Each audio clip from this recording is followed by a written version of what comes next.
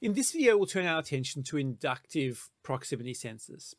And on the outset, these actually look quite similar to our capacitive proximity sensors that we looked at previously. Having said that, they work completely differently.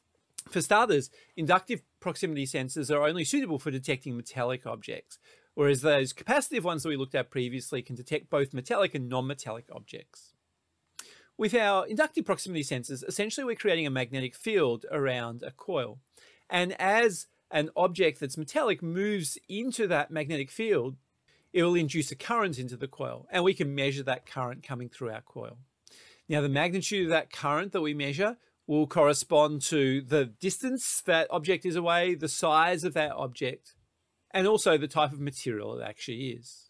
Now, once again, this is a non-contact type of proximity measurement, so we don't need to come in contact with the material that we're measuring, but it's actually quite close range. So we're talking less than an inch or so.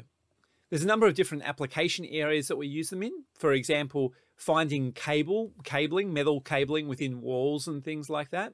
And sometimes this is integrated into stud finders. One application we've used them for recently is looking for rebar within concrete. And you see above the picture there of not only identifying the location of that rebar, so when we drill we can avoid the rebar that's within the concrete, but also measuring the depth of that rebar. And we use this within our sewers to work out how much depth of cover we've got over our rebar for a determination of how much life that rebar should have. In an industrial sense, we can use this for metallic objects going along a conveyor belt.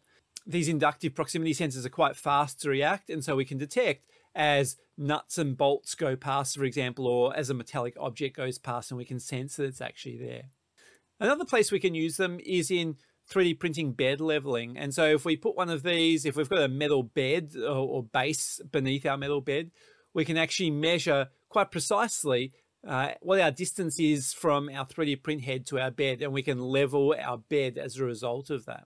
Similar to our capacitive proximity sensors, these operate with a long life, low power, no moving parts, and they can be fully sealed as well so that it won't generate sparks.